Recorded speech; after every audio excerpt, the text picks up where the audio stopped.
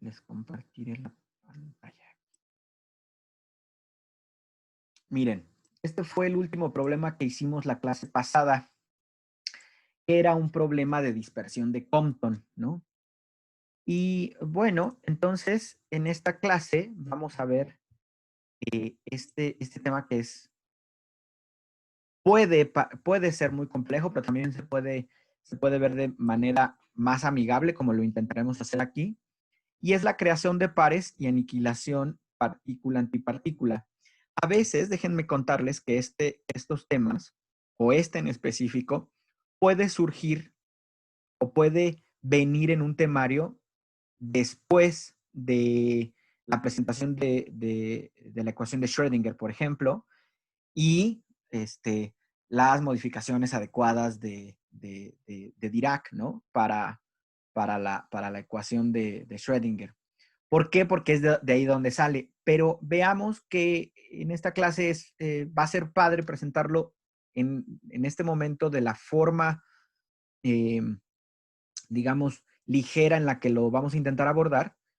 Y además se conecta muy bien con los conceptos que nosotros hemos estado revisando de energía. Fíjense, dice, en la investigación se tiene como un postulado que si un proceso no está absolutamente prohibido, entonces podríamos esperar que eventualmente ocurra. Hasta este momento, bueno, cuando empezamos nuestro repaso de física cuántica, hemos estudiado tres fenómenos donde hay, si ustedes lo identifican, hay un intercambio de energía entre fotones y electrones. Por ejemplo, en el efecto fotoeléctrico se tiene un cuanto de energía electromagnética, un fotón, y se transfiere toda esa energía a un electrón libre de un metal que se encuentra dentro de un tubo de vacío, y entonces se desprende ese electrón libre y se queda con una determinada energía cinética que puede ser medida por un potencial de frenado, ¿no? El efecto contrario, digamos, cuando tú tienes en este mismo tubo de vacío un electrón que puedes acelerar por un voltaje muy grande o un determinado voltaje, puede intercambiar toda esa energía cinética que, que recibe de estar en ese campo eléctrico y generar un fotón con una energía tan alta como la energía cinética que el electrón tenía, ¿no? Claro, vimos también que podías generar un espectro de radiación pero que existe la posibilidad de que toda la energía cinética se intercambie por la energía de un cuanto de radiación electromagnética, de un fotón, ¿no? Y eso era radiación de frenado o Bremsstrahlung. Este es el efecto fotoeléctrico inverso. Después seguimos avanzando y dijimos, oye, ¿qué tal si ahora tengo un cuanto de energía que que no tiene la energía en el orden de las decenas de EVs, ¿no? ¿Qué tal si tengo un cuanto de energía con muchísimos, con mucha más energía? Un cuanto de energía electromagnética, un fotón con muchísima más energía, digamos 24,000 EVs o 30,000 EVs. Bueno, en ese caso, esos cuantos de energía tienen longitudes de onda muy, muy bajas, muy pequeñas, y como ya hemos visto en el curso, eran o son conocidos como los rayos X. Estos rayos X se estaban utilizando para identificar las estructuras cristalinas, arreglos periódicos, para muchas eh, eh, cosas, y eventualmente identificaron que había una onda modificada en los rayos X monocromáticos que pasaban después de un material, ¿no? Y lo que vimos es que, en efecto, estos rayos X podían también ionizar el material, es decir, arrancar un electrón, pero tenían tanta energía que cuando salían del material, eh, la diferencia entre la longitud de onda del rayo X incidente y la que se podía ver, había una diferencia. Se podía asociar a la pérdida de energía por recular a un electrón libre, ¿no? Entonces, digamos, este efecto Compton, como lo anticiparon en la clase pasada, podría uno pensarlo como un efecto fotoeléctrico con mucha energía, ¿no? Pero lo más importante aquí es identificar la onda modificada del fotón que está interaccionando con el material. Y esta onda modificada solo es modificada cuando hay una interacción o una dispersión por la interacción del fotón con un electrón libre, porque vimos también que si no es un electrón libre, entonces la lambda de Compton tiene que considerar la masa del núcleo y entonces es muy grande y entonces ya no tiene esta modificación de onda, ¿no? La modificación de onda solo se da por el electrón libre. Entonces ahora vale la pena plantearse la siguiente pregunta. Nosotros estamos comenzando a aprender que la energía, ¿no? Y de hecho ya lo vimos y lo voy a poner, ¿no? Hay una inercia asociada a la energía, ¿no? Cuando estuvimos estudiando un poquito de teoría especial de la relatividad. Y la energía de un fotón, su energía cinética, porque se está moviendo, ¿no? Toda su energía está relacionada con su momento. Uno se puede preguntar, oye, ¿la energía de este fotón puede convertirse en masa? O bien la masa toda la masa podría convertirse en energía electromagnética. Recuerden aquí, en el Bremsstrahlung no es eso, ¿eh? No vayan a pensar que la masa se convierte en energía. Recuerden ustedes, en el Bremsstrahlung es la conversión de la energía cinética del electrón cuando es frenado por los núcleos del material en donde incide. Es decir, solo intercambia la energía cinética, pero el electrón sigue siendo per se un electrón con su masa ahí dentro, absorbido, si quieren, en el material. Solo intercambió, repito, su energía cinética por un fotón. Pero aquí la pregunta es, ¿su masa puede ser intercambiada por un fotón? ¿O bien un fotón puede ser convertido en masa? Y bueno, la respuesta es sí, ¿no? La respuesta, si ninguna de las leyes de la conservación se violan, que es momento, energía y carga, principalmente, bueno, no principalmente, pero también carga. Entonces sí, es posible. Y para comenzar, vamos a considerar la conversión de la energía de un fotón en masa. Un electrón es la partícula más ligera dentro de un átomo y tiene una masa de 0.511 MeV sobre C cuadrada, ¿no? Acuérdense ustedes de esto. Para la conservación de la carga, debemos estar conscientes de que si eventualmente se crea un fotón, un electrón, este electrón debe también de crearse una carga positiva que balancee la carga del electrón creado, es decir, para que haya una conservación de carga. Y en 1932, Carl Davidson Anderson observó un electrón con carga positiva en la radiación cósmica y después en un tubo de vacío también lo fueron haciendo y por ese descubrimiento Anderson ganó el Premio Nobel de Física en 1936. Pero a esa partícula, un editor de Science, creo, le puso el nombre de positrón. Y la existencia de esa partícula de positrón, o de un electrón con carga positiva, la predijo un año antes Paul Dirac, ¿no? El positrón tiene la masa del electrón, pero tiene una carga opuesta a la masa del electrón. Y los positrones también pueden ser observados cuando rayos gamma muy energéticos pasan a través de la materia, que es lo que vamos a estudiar ahorita en unas diapositivas más adelante. Múltiples experimentos han comprobado que la energía de un fotón puede ser, acuérdense ustedes que los rayos gamma es un fotón, un tipo de fotón, ¿no? No un tipo, es un fotón con una longitud de onda muy corta. Múltiples experimentos han comprobado que la energía de un fotón puede ser convertida en un electrón y un positrón mediante un proceso que se llama creación de pares. Y bueno, en este sentido, les muestro aquí pues el paper, ¿no? De hecho, creo que lo mandó a un proceeding, un communications, creo que fue algo así. El paper en donde Dirac, a ver, aquí hay que estar conscientes y para todos que estamos ahorita estudiando introducción a la física cuántica, no nos debe preocupar la presentación de la ecuación de Dirac en este momento. Nosotros primero necesitamos presentar la ecuación de Schrödinger, ¿no?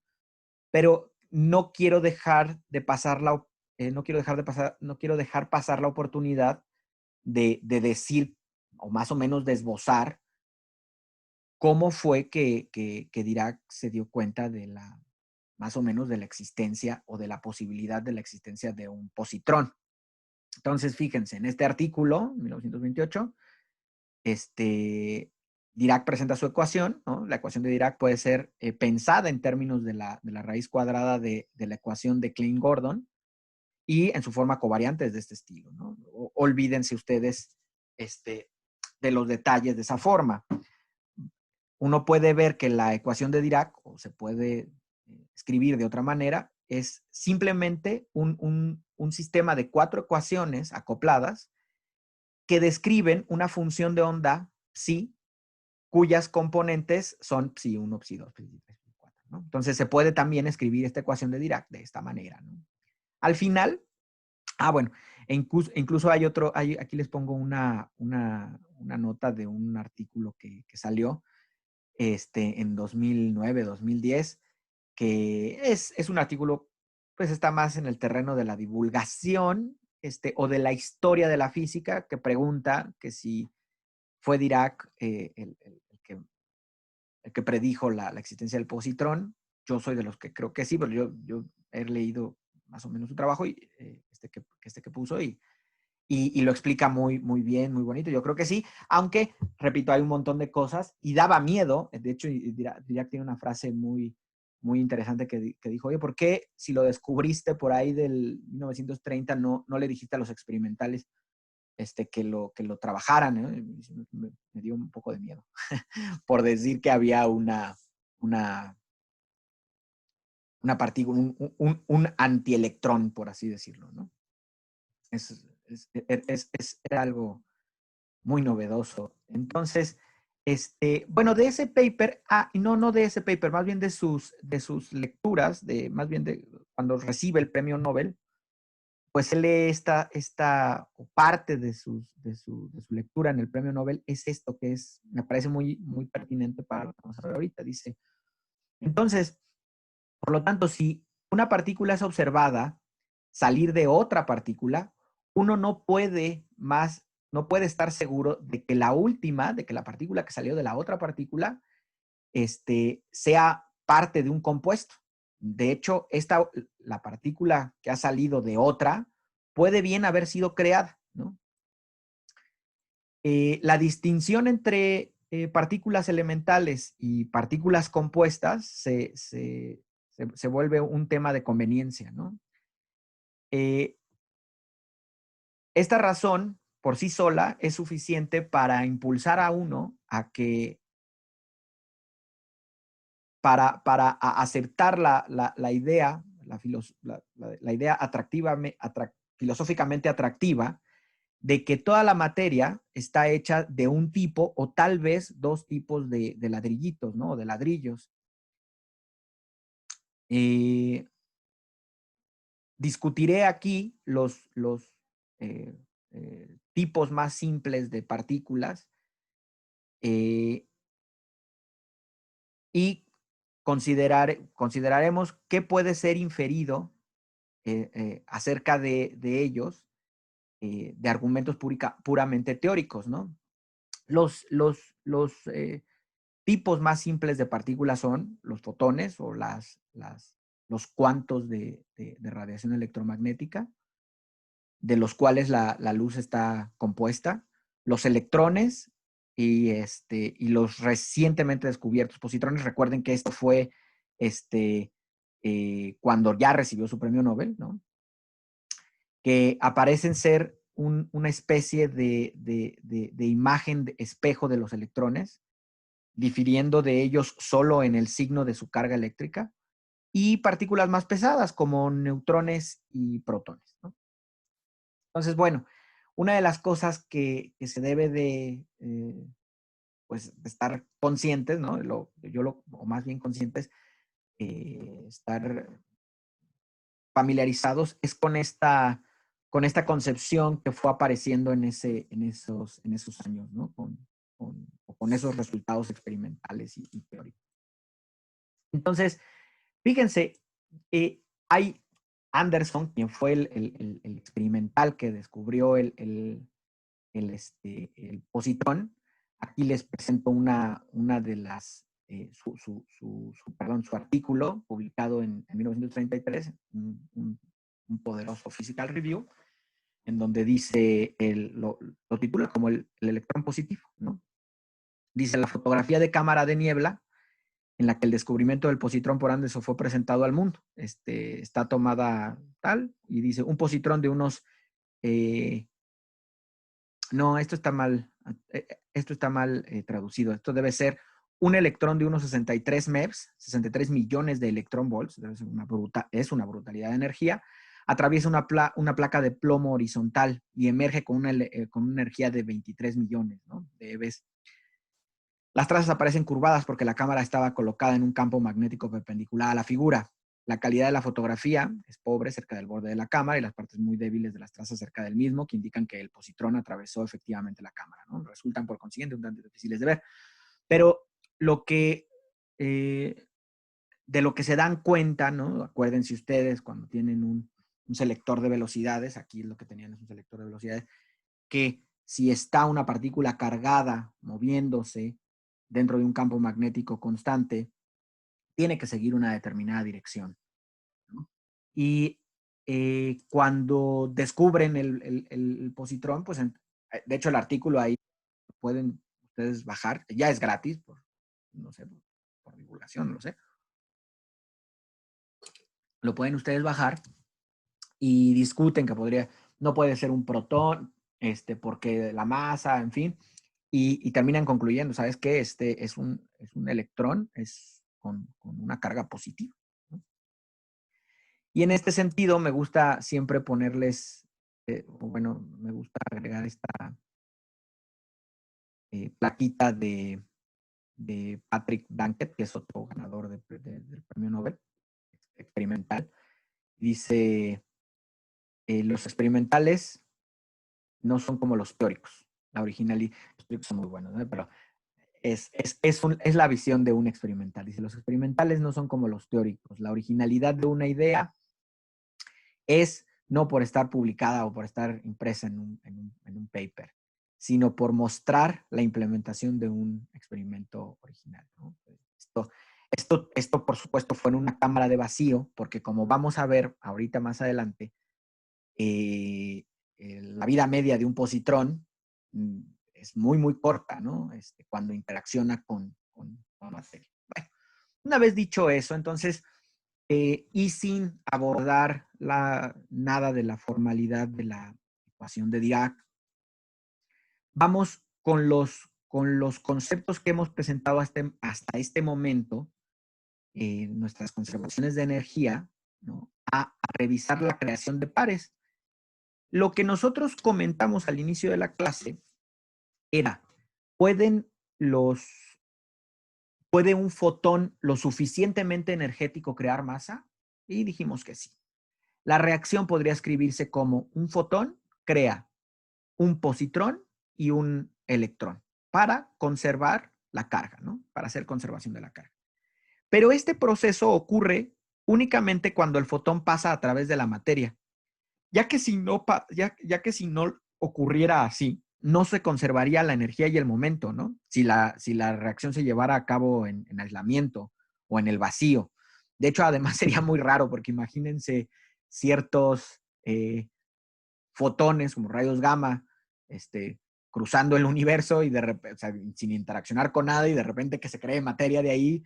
Te repito, no se conserva momento y aparte siempre me quedo pensando, eso sería extremadamente raro, ¿no? Inestable, yo creo, incluso el universo, ¿no? Entonces, El momento que se pierda debe ser suplido por la interacción con un objeto masivo cercano, como lo es un núcleo. Pero bueno, vamos a empezar identificando lo siguiente, ¿no? Un fotón no puede producir un par electrón-positrón en el espacio libre como lo propone la siguiente figura. Fíjense, la siguiente figura dice va un fotón aquí y de repente en algún punto, ¡pum!, se crea un electrón y se crea un positrón, ¿no? Y con ciertos, un ángulo, este subíndice es menos y este subíndice es más. Los subíndices menos y más indicarán que se refiere al electrón o al positrón, ¿no? Nombremos entonces a la energía del electrón como E menos y el momento del electrón como P menos y lo mismo para el positrón, E más y P más. Entonces, fíjense ustedes, vamos a hacer lo que hicimos con el efecto Compton. Vamos a hacer una conservación de energías y momentos de la siguiente manera. La energía para este esquema que tenemos nosotros aquí atrás, ¿no? Energía antes, vean, es el antes y el después. La energía antes es solamente la energía que lleve el fotón. Y la energía después es la energía del electrón más la energía la energía del positrón más la energía del electrón. El momento en X, ¿cuál es el momento en X antes de que se formara esta creación de pares, ¿no? Pues nada, es HF sobre C. Recuerden, es solamente el momento que tiene el fotón. Y el momento en X después de que se formen, perdón, recuerden que estamos poniendo aquí el hipotético caso de que tienen un ángulo, para hacerlo un poquito más general. Entonces, el momento en X es la proyección de este vector de momento aquí en X, y el momento en Y va a ser la proyección acá, y lo mismo para el positrón, ¿no? Entonces, el momento en X para el electrón es la magnitud del momento por coseno del ángulo del electrón, ¿no? Que es todo esto, es la proyección, no es la componente del vector momento ahí, ¿no? Y hay que sumarle, por supuesto, la componente del vector de momento para el positrón, que también es positiva, como ya lo vimos en el esquema.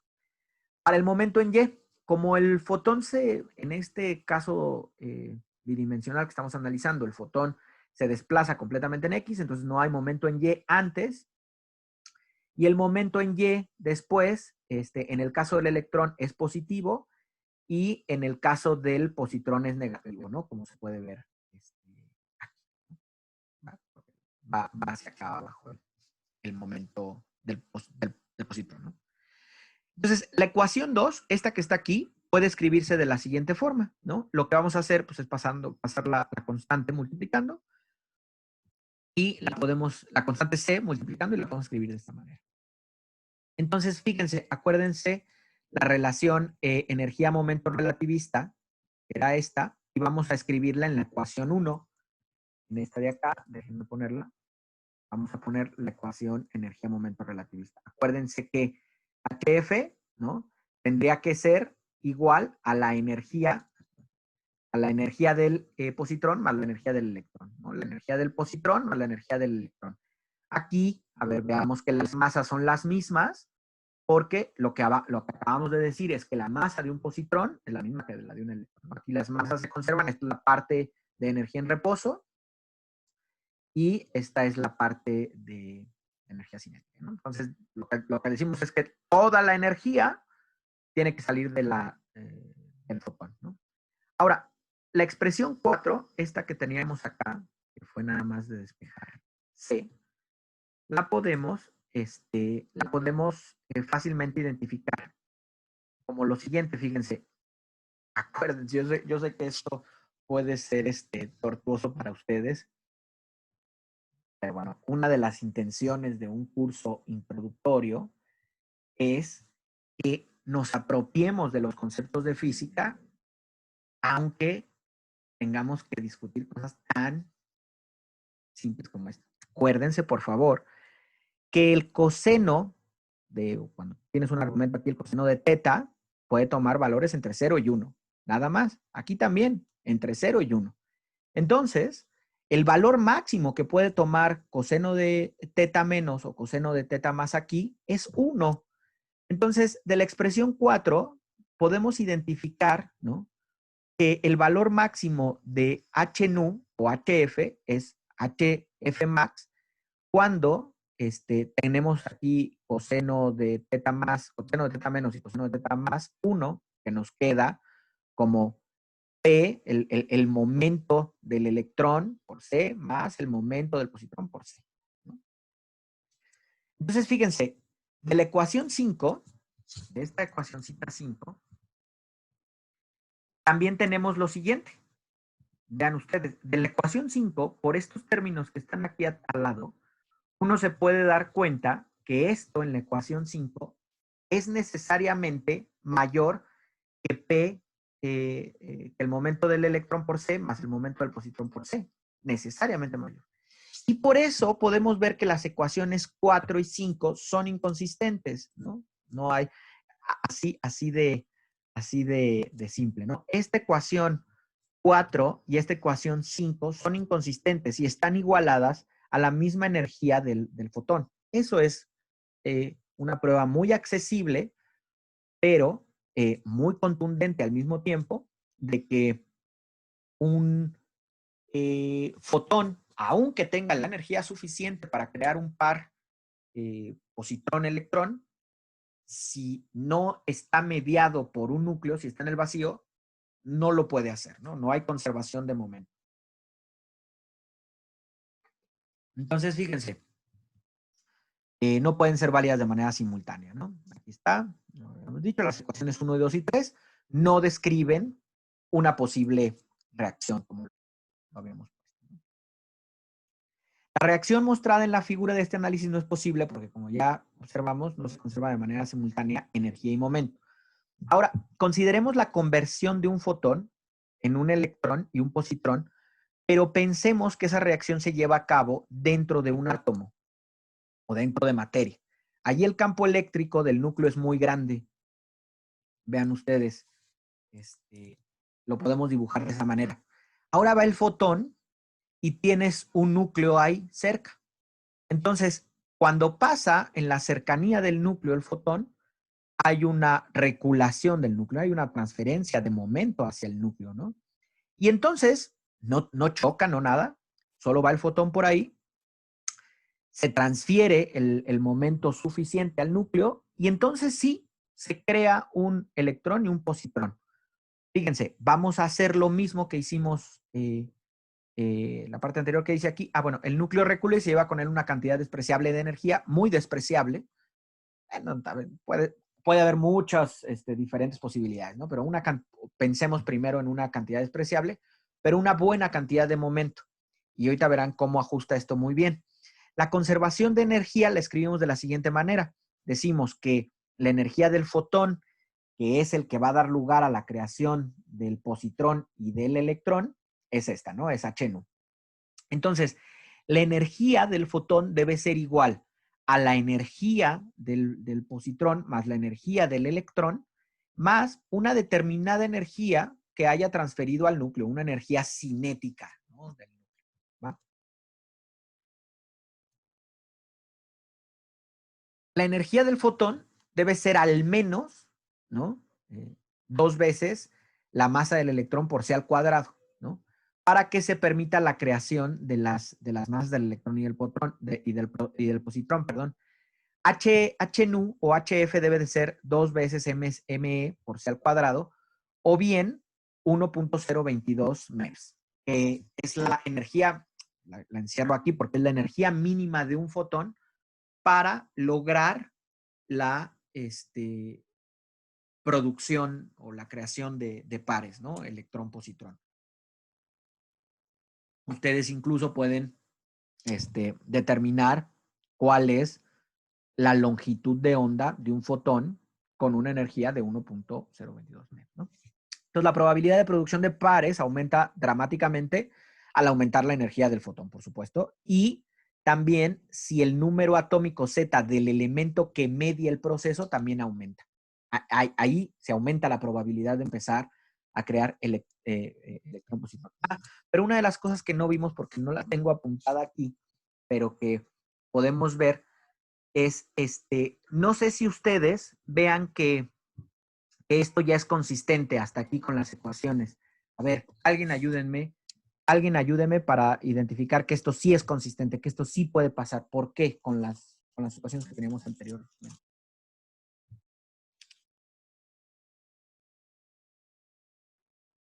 ¿Nadie? Bueno, no entendí la pregunta, tal vez. ¿Cómo, perdón? Creo que no entendí la pregunta. Mira, aquí no hay un núcleo que medie la creación de pares.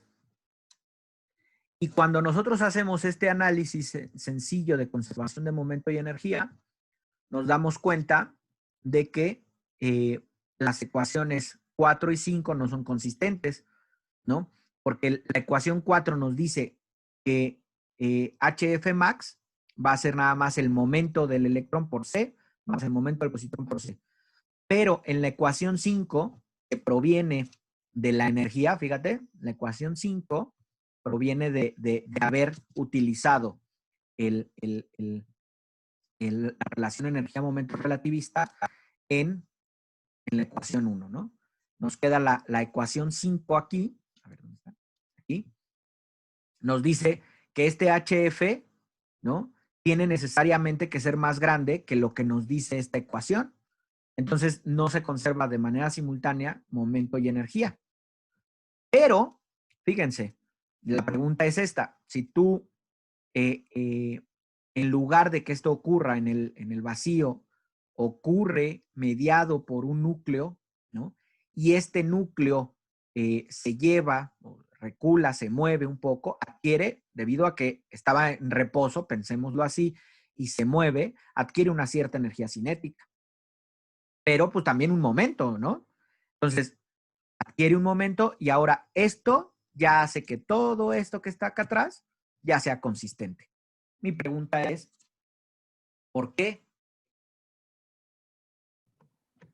Pues precisamente porque ahora el núcleo va con, bueno, en ese balance de momento del núcleo, ¿no? Y ya va a cuadrar.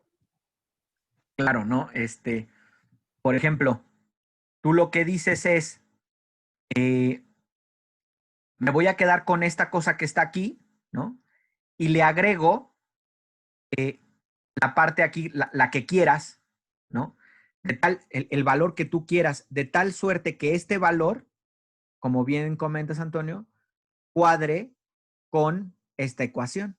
O sea, la discrepancia que haya entre estas dos ecuaciones, se la cargas al valor de transferencia y de momento hacia el núcleo. Y entonces ya cuadra, ¿no? Estas ecuaciones se vuelven consistentes y ese proceso sí se puede llevar a cabo, ¿no? De hecho, este, es una tarea que no les va a costar más de 40 segundos y para introducción a la física cuántica, estaría bien que pudieran dedicar esos 40 segundos a hacer eso, ¿no? ¿Va? Bueno, entonces, No. ¿una pregunta? Y yo, Helios. Muy bien. ¿Cómo en la imagen puedes poner de nuevo la imagen donde está el fotón? ¿Aquí? Ajá, ¿cómo le transfiere energía al núcleo si no se tocan? Ah, pues mira, el fotón, ¿qué es? Es una onda electromagnética, ¿cierto? Es Sí. decir, tiene tiene un campo eléctrico y un campo magnético asociado a ella. Entonces, el núcleo, a su vez, tiene un campo eléctrico. Entonces, hay una interacción entre los campos eléctricos del núcleo y el campo eléctrico asociado al fotón. Entonces, tú, por ejemplo, recuerda que qué es lo que ocurre cuando tú tienes un electrón, si quieres pensarlo así, o un protón dentro de un campo eléctrico constante. ¿Por qué hay una fuerza que ejerce el campo eléctrico sobre el electrón o el protón? Porque hay una interacción entre sus campos eléctricos, ¿no? Entre el campo eléctrico asociado al protón o electrón y el campo eléctrico en el que se encuentra inmerso. Entonces, la manera en la que esto recula es por la interacción entre los campos eléctricos del fotón y del núcleo. ¿Sí? Sí, sí, gracias. Sí. Entonces,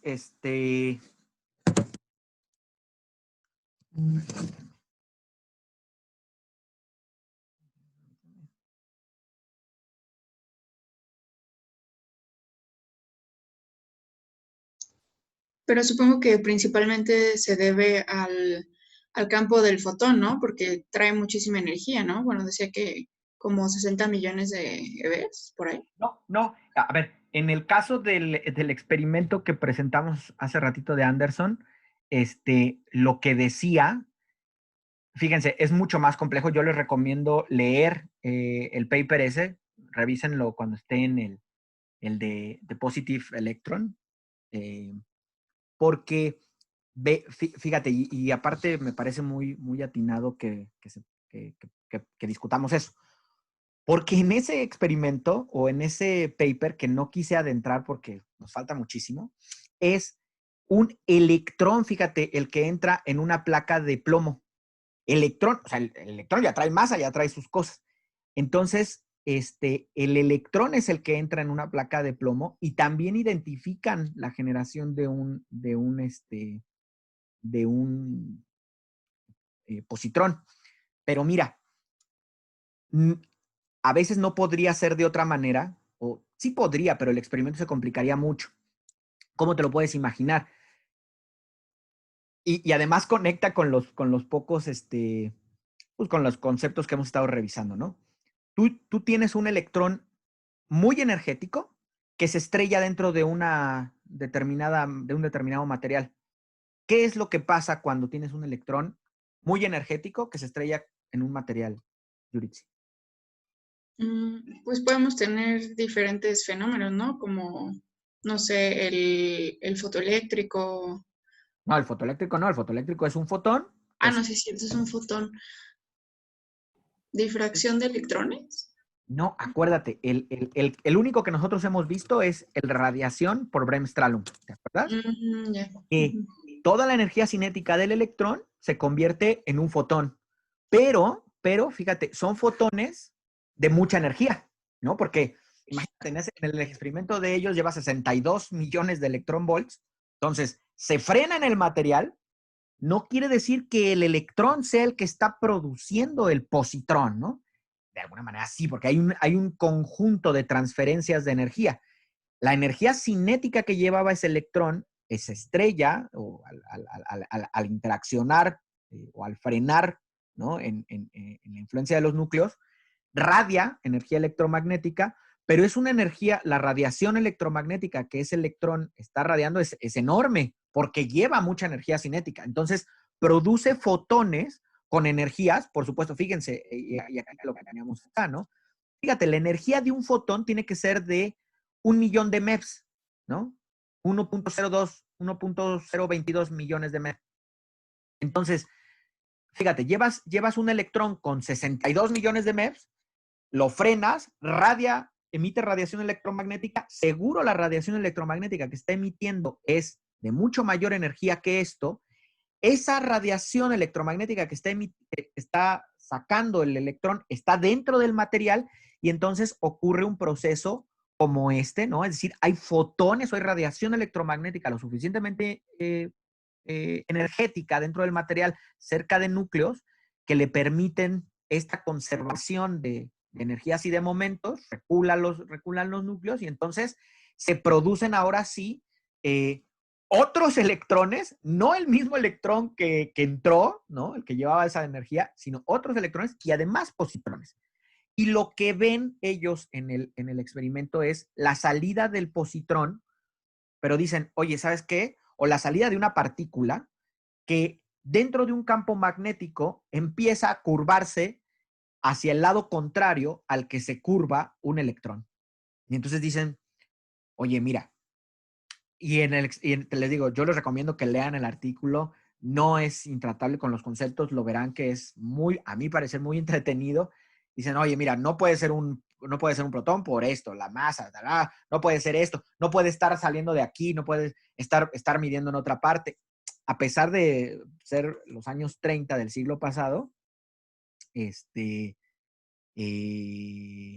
a mi parecer es un experimento bellísimo, ¿no? Una cosa, bueno, pues, al parecer de todos, yo creo, porque es grandioso, ¿no? Pero recuerda entonces, ¿Cuál era la pregunta? Perdón. ¿Cuál fue la pregunta? No, o sea, inicialmente, como lo estaba confundiendo con el otro experimento, solo estaba sugiriendo que la interacción que se daba entre el fotón y el núcleo, Ah, aunque no se tocaran, pues era por el gran campo del fotón, por la energía que tenía, no tanto por el núcleo. pero acuérdate que la energía está asociada no a la amplitud de campo eléctrico, ¿no? No la intensidad sí, pero la energía, por eso es un cuanto, ¿no? Un cuanto de energía está asociada a la frecuencia. De todas maneras, lo que en verdad ocurre es que el campo eléctrico del fotón interacciona con el campo eléctrico del núcleo, independientemente de sus magnitudes. Hay un par de campos eléctricos ahí que lo que dices, Yuritsi, tiene sentido por lo que hemos platicado acá, ¿no? A medida que el número atómico Z del núcleo aumenta, entonces aumenta dramáticamente la producción de pares. Por supuesto, aquí tienes un campo eléctrico más intenso. Y tiene total sentido, ¿no? Para el mismo fotón, es decir, si tú haces lo mismo, este experimento que hicieron, lo irradian con electrones muy energéticos, todos estos electrones se convierten en radiación, o la energía cinética de estos electrones se convierte en radiación electromagnética. Esta radiación electromagnética es mediada por un núcleo y se producen un par positrón-electrón. Cuando tienes núcleos elementos que tengan números atómicos más grandes, pues la probabilidad de generar estos pares electrón-positrón es mucho más alta, ¿no? ¿Sí? Por el núcleo, por el campo eléctrico del núcleo, ¿no? Bueno, entonces, continuemos. Fíjense, esta segunda es debida a que un mayor número corresponde a un mayor campo eléctrico nuclear, ¿no? Lo que acabamos de discutir. ¿Son los positrones comunes en la naturaleza? La pregunta. La realidad es que sí, se pueden detectar en la radiación cósmica y como productos de la radioactividad de varios núcleos radioactivos, ¿no? Cuando elementos pesados radioactivos empiezan digamos, a decaer, ¿cómo se llama este proceso radioactivo? Bueno, empiezan a producir partículas, ¿no? Rayos gamma, positrones, ahí se pueden identificar. Nada más que el tiempo de existencia de esos positrones es pequeñísimo. Y esto se debe a su interacción con los electrones. Cuando un electrón y un positrón se aproximan, entonces ocurre el otro proceso que venimos a estudiar a esta clase, que es se aniquilan. Y esa aniquilación es también dar respuesta a la pregunta con la que iniciamos la clase, pues produce fotones. Es decir, un electrón y un positrón forman, de hecho, por unos instantes de tiempo, un positronio que tiene las características, si ustedes lo quieren ver así, de un átomo de hidrógeno, ciertas características similares a las de un átomo de hidrógeno. Recuerden, en un átomo de hidrógeno tienes un campo eléctrico positivo por el núcleo y un electrón girando ahí, bueno, no girando, menos en física cuántica, ¿no? Un electrón en estado estable ahí, fuera del núcleo, ¿no? Entonces, un positrón atravesando la materia perderá rápidamente la energía cinética que tenga, ¿no? Debido a colisiones atómicas con posiblemente los núcleos, pero lo que es más probable que ocurra es que se aniquile con un electrón. Después de que el positrón disminuye su velocidad, este es atraído por un electrón, por una fuerza coulombica, y en ese momento el electrón y el positrón tienen la configuración similar a la del átomo de hidrógeno, como les comentaba, conocida como positronio. No se vayan a confundir porque a mí y a muchos otros les gusta poner problemas en los exámenes de admisión. A mí me gusta, por ejemplo, pedirles que determinen los niveles de energía del positronio, ¿no? Los niveles de energía permitidos del positronio, o cuál es la energía de enlace del positronio. Entonces, verán que es relativamente accesible, pero y lo veremos más adelante, ¿no? Entonces, el positronio y el electrón. Y no se vayan a confundir con positrón. Positrón es nada más la partícula, el positronio es esta configuración que tenemos aquí, ¿no? En el positronio, el electrón y el positrón orbitan alrededor de su centro de masa por un tiempo, y después de un tiempo típico de 10 a la menos 10 segundos, el electrón y el positrón se aniquilan. Su aniquilación produce radiación electromagnética. Ese proceso se llama aniquilación partícula-antipartícula. Y ¿no? Se describe mediante la siguiente reacción, ¿no? El positrón más el electrón producen dos fotones con la misma energía, ¿no?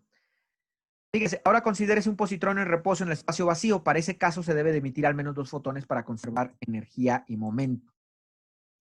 Por otro lado, si la aniquilación del positrón ocurre cerca del núcleo, entonces es posible que solo se cree un fotón, dado que el momento perdido puede suplirse por la reculación de un núcleo, tal y como ocurre con la producción de pares. Es decir, la cantidad de fenómenos que puede ocurrir son varias, ¿no? Aquí estamos presentando uno de esos casos. Profesor, tengo Sí. una duda con lo anterior. Sí. En la diapositiva anterior dice que si un solo positrón está en el vacío, bueno, la Sí. podría... Aquí. Ajá, dice, considérese ya, leí mal. Creí que decía positrón, es un positrón. Sí. Sí. Que bien, muy ágil, estimado Antonio, muy bien. Justo lo que acaba de decir. No, muy bien, qué rápido reconociste. Muy bien, qué bueno. Entonces, ¿en qué más estábamos? A ver, entonces decíamos, bajo ciertas condiciones, que no vamos a discutir, la aniquilación de un positrón puede dar lugar a la producción de tres fotones también, ¿no? Es decir, hay conservación de momento y de energías de manera simultánea, de cargas y todo, y está bien, ¿no? Debido a que el modo de aniquilación que es más probable es el que considera la producción de dos fotones, pues podemos llevar un análisis de este modo. Después de la aniquilación del positronio aquí en medio, se produce un fotón con HF1 para este lado y otro para el otro lado.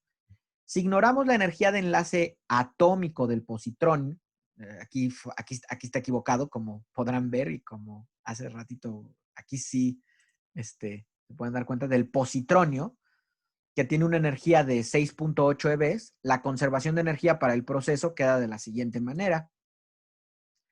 Miren, tenemos el positronio, produce dos fotones, y entonces es 2 veces la masa del electrón, que ¿por qué? Por C al cuadrado, es igual a la energía de un fotón más la energía de otro fotón.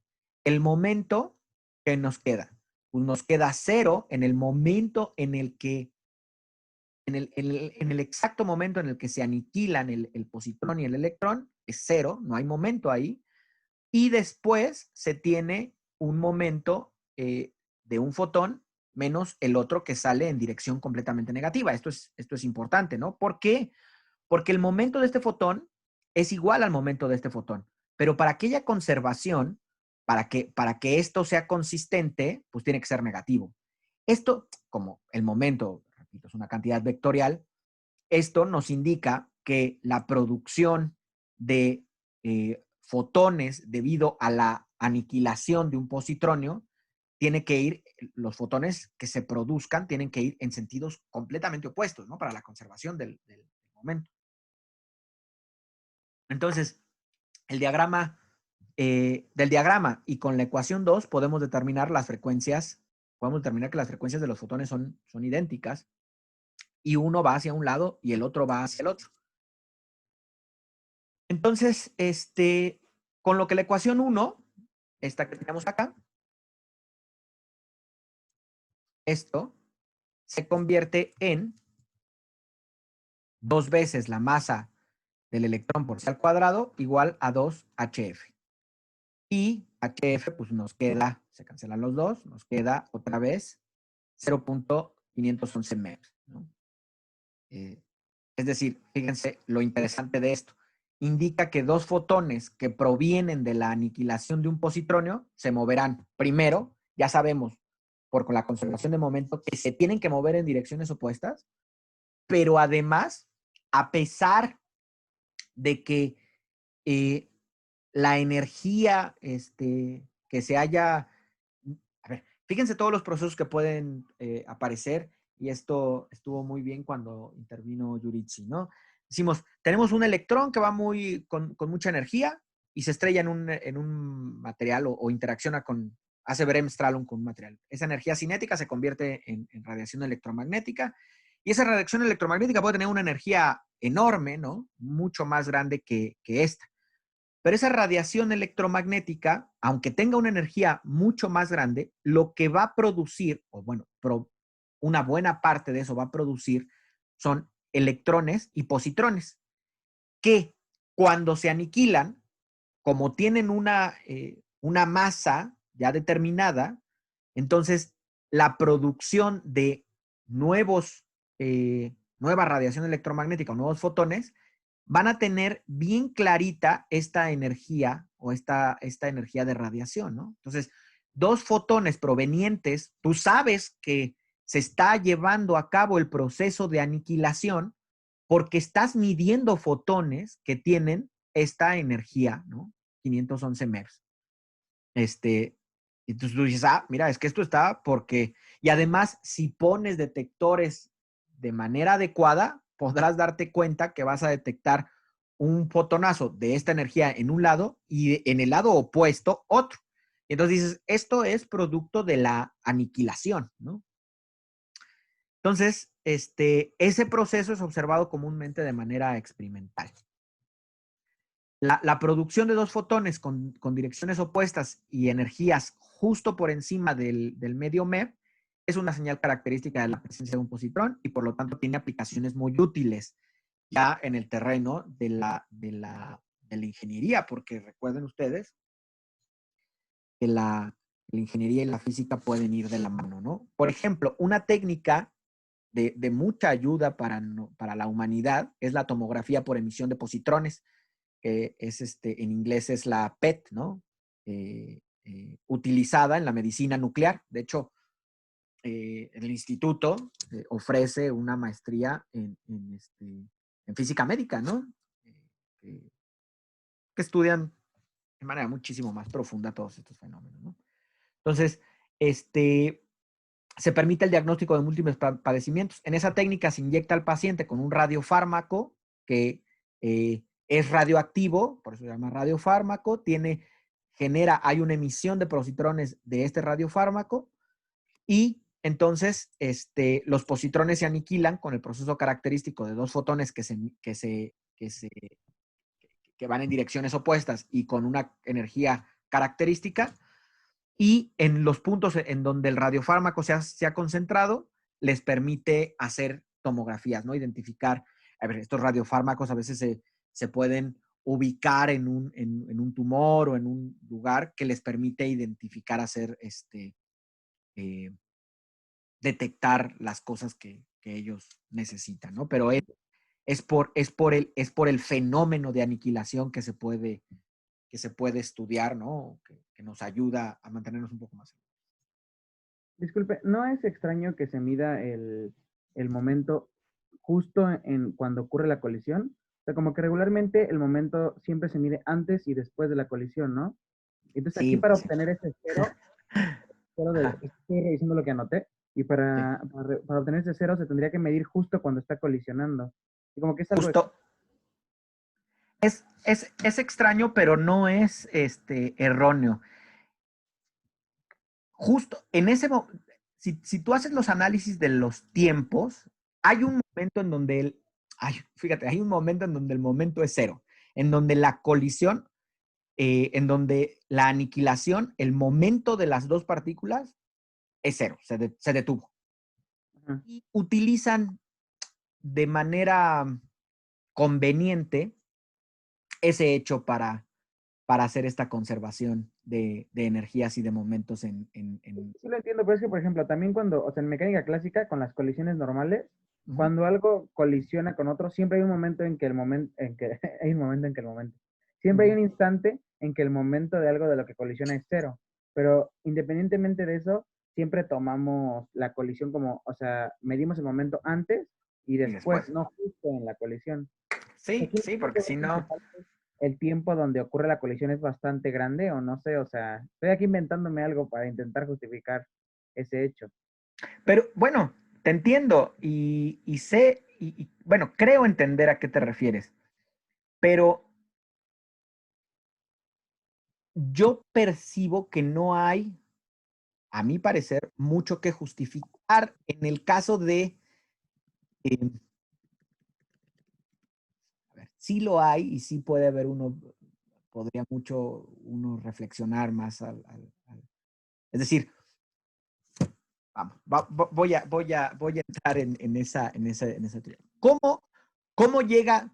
Tu pregunta podría ser así, tú dime si te parece o no. ¿Cómo llega el momento a ser cero si cuando existe un positronio el momento no es cero? Ahí donde está la conservación del momento, ¿no? Es que mi pregunta es esa, porque para la ley de la conservación hay que medir como que el sistema antes y después de la colisión. Uh-huh. No, justo. Te digo, tú tienes el positronio y el positronio tiene momento. Tiene Sí. las partículas y tiene un momento ahí. Ajá. De hecho, tienes momento angular, incluso Sí. spin, hay un acoplamiento, hay muchas cosas. Es decir, y de repente todas estas cosas se hacen cero.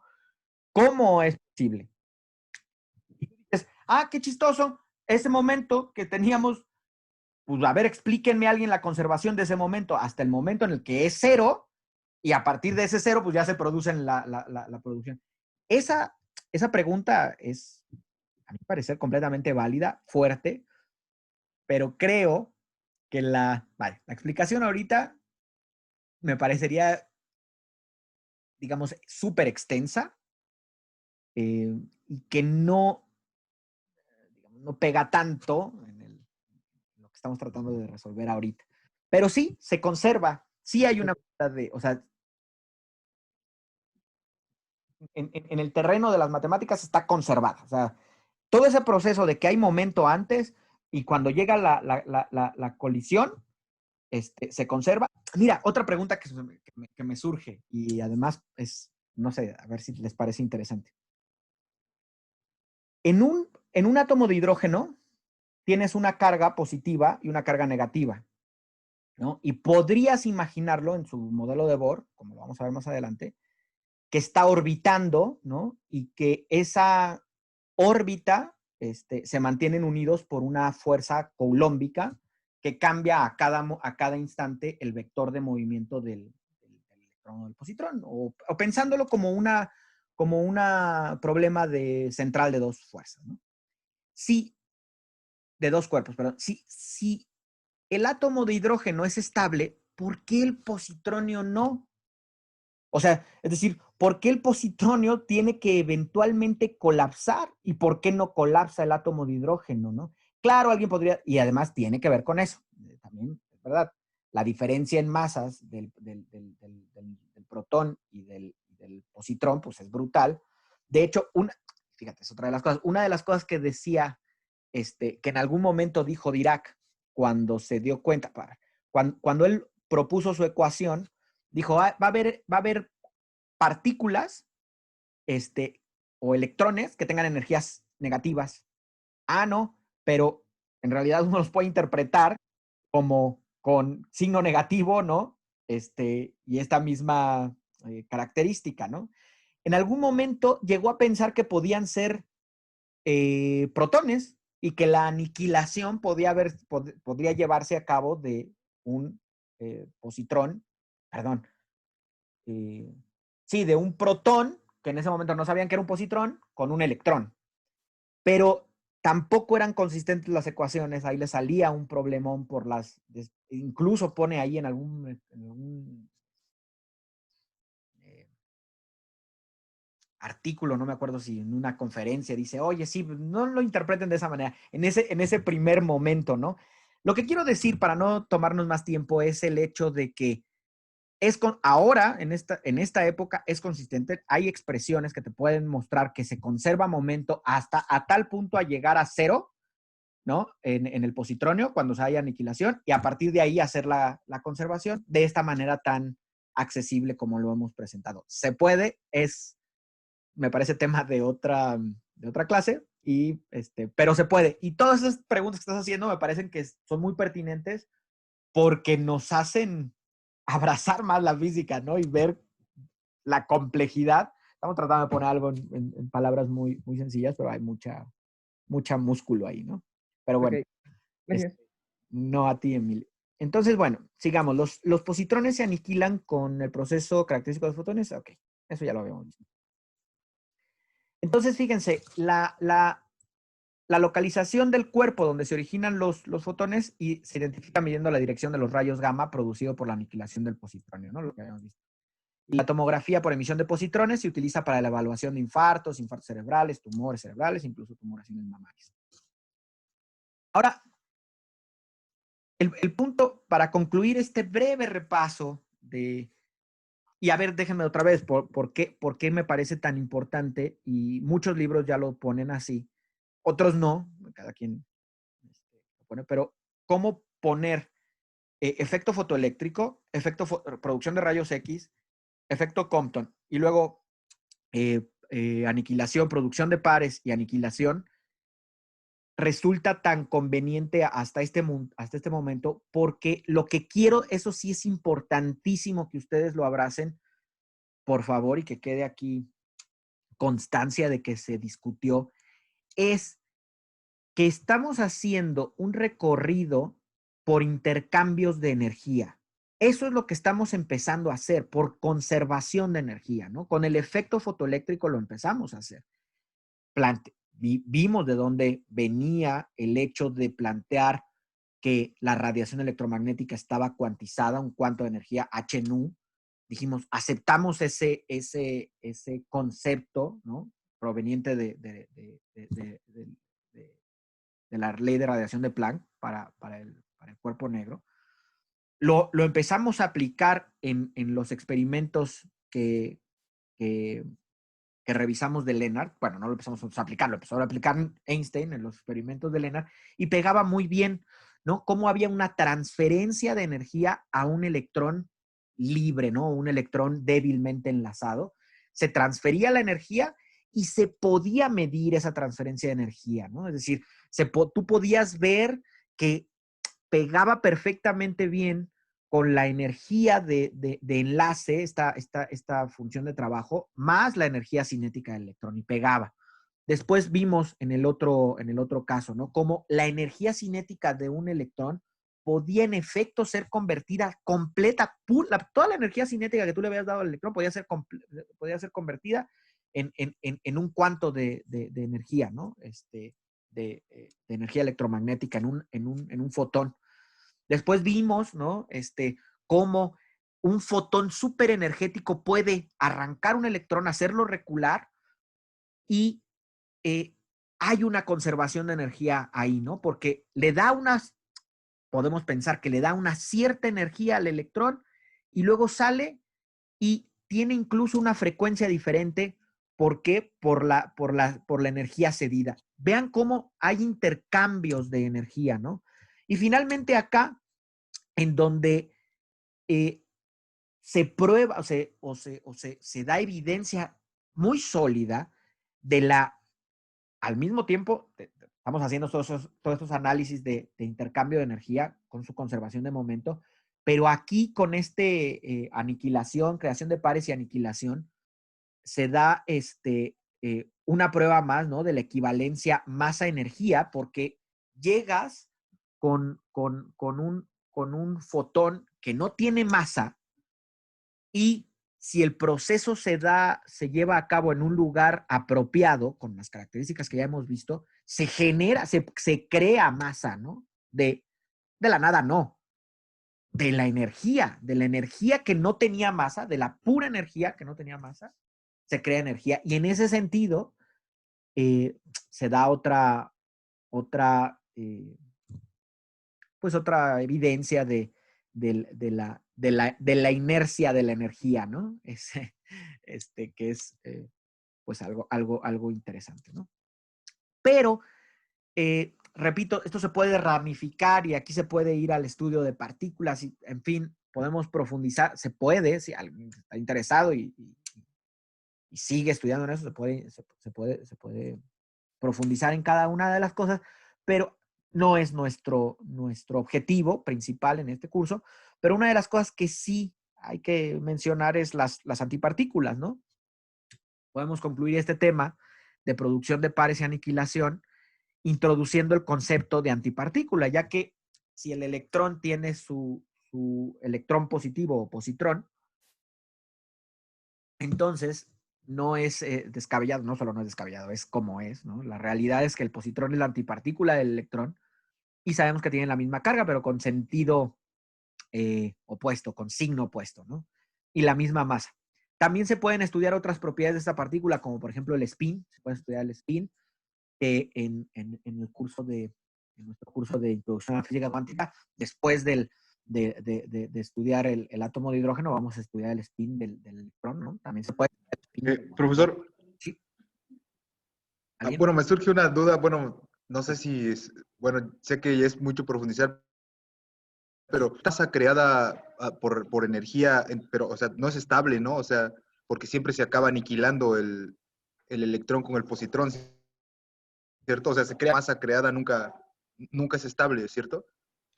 En este momento no, pero por ejemplo, una de las cosas, esta imagen del artículo de Anderson que mostramos, y por eso también me gusta a mí mucho pues mi línea de investigación, ¿no? Si tú tienes un vacío bastante alto, tú puedes identificar más los positrones generados en un experimento como los que hemos estado identificando. ¿Por qué? Porque no hay un electrón con el cual se aniquilen a velocidades tan rápidas que no las puedas detectar, ¿no? Entonces, sí, a ver, es verdad lo que acabas de decir, estimado Antonio, la antimateria, o esta presentación que estamos haciendo de antimateria, pues es poco estable, ¿no? Precisamente porque se aniquilarían con sus propias partículas. Pero ahí, de hecho, ahí vamos en esto que vamos a discutir un poquito más y vemos esto que acabas de comentar. Creo que pega muy bien, ¿no? Dice, la comunidad trabaja con física de partículas, o más bien la comunidad trabajando en física de partículas, considera que cada partícula tiene su respectiva antipartícula. Lo anterior ha sido probado de manera paulatina. En 1955 se descubrió el antiprotón por Emilio Segre y Owen Chamberlain. Y algunos casos, como en los fotones o los mesones pi neutros, la partícula y la antipartícula son la misma, ¿no? Que eso ya es otra. No nos metamos más en eso, porque bueno, podremos hablar y yo no soy ningún experto, más bien casi no sé de física de partículas, ¿no? Sin embargo, para la mayoría de las partículas, la partícula y la antipartícula son distintas. Por ejemplo, hay un antineutrón y un antiprotón. Y eso, fíjense, nos lleva a especular, y no solo a nosotros, sino a los estudiosos de la materia, en el hecho de que si hay un antineutrón, un antiprotón y un antielectrón, entonces podría haber, si hay un protón, tenemos por ejemplo el átomo de hidrógeno, con un protón y un electrón, podríamos tener el antiátomo de hidrógeno, ¿no? Con un protón negativo y un positrón, ¿no? Entonces, no podría existir esta antimateria en nuestro entorno porque su destino sería la aniquilación, como bien lo comentó Antonio, pero si se confía en la simetría, ¿no? En la simetría del universo, es posible que eso, o sea, es posible, ¿no? No quiere decir que sea probable, ¿no? Recordemos bien la diferencia entre posible y probable. Es posible que alguna galaxia lejana o algo en donde no esté la influencia de la materia que nosotros conocemos pudiera estar hecha de antimateria, ¿no? ¿Es posible eso? Sí, sí es posible. Quién sabe, lo estudian y tal, pero podría ser, ¿no? Por ponerlo, presentarlo, ¿no? En la clase, ¿no? Es algo que en lo que nosotros vayamos a ahondar mucho, ¿no? Bueno, ¿hay alguna duda hasta aquí? ¿Algo que comentar, agregar? ¿No? Bueno, joven. Entonces, fíjense, vamos a continuar con la estructura del átomo, el modelo atómico de Thomson. Parece, y de hecho lo estamos haciendo por la conveniencia de tratar de organizar nuestras ideas. Yo así lo veo. Vamos a saltar otra vez unos pocos años en nuestra línea del tiempo de este estudio para identificar, ¿no? Ahorita la parte que que vamos a estudiar en el curso es la estructura de la materia. Una de las cosas que queremos nosotros identificar es la estructura de la materia. Y vean las herramientas que tenemos a la mano. Tenemos a la mano la existencia de los electrones, por ejemplo, ¿no? Decir, oye, estos son masa. Tenemos a la mano si estamos en esa línea de tiempo, por supuesto. Estos son masa. Tenemos a la mano el concepto de que las partículas cargadas que cambian su vector de velocidad emiten radiación electromagnética. Eso lo sabíamos, lo sabemos bien. Tenemos a la mano también el espectro de radiación de los gases, ¿no? Toda la espectrofotometría que había. Oye, el hidrógeno produce un color y el helio produce otro. Oye, pero los electrones son partículas cargadas. Sí. Oye, pero las partículas cargadas aceleradas emiten radiación electromagnética. Cierto. Entonces, vamos a ver cómo estos conceptos que hemos estado revisando y que estamos, a mi parecer, tratando de hacer lo más sencillos posibles, se pueden o de manera espectacular, bellísima, brillante, utilizados para empezar a dilucidar la estructura de la materia. Entonces, eso es lo que nos toca ahorita, ¿no? En este sentido, empecemos con Thomson. Dice, la pregunta central en esos años, ahora ya que los puse un poquito más en contexto, era, ¿cómo se encuentran los electrones ordenados? ¿Y dónde se encuentran las cargas positivas? Acuérdense también, sabían que había cargas positivas, ya eran unos campeones con sus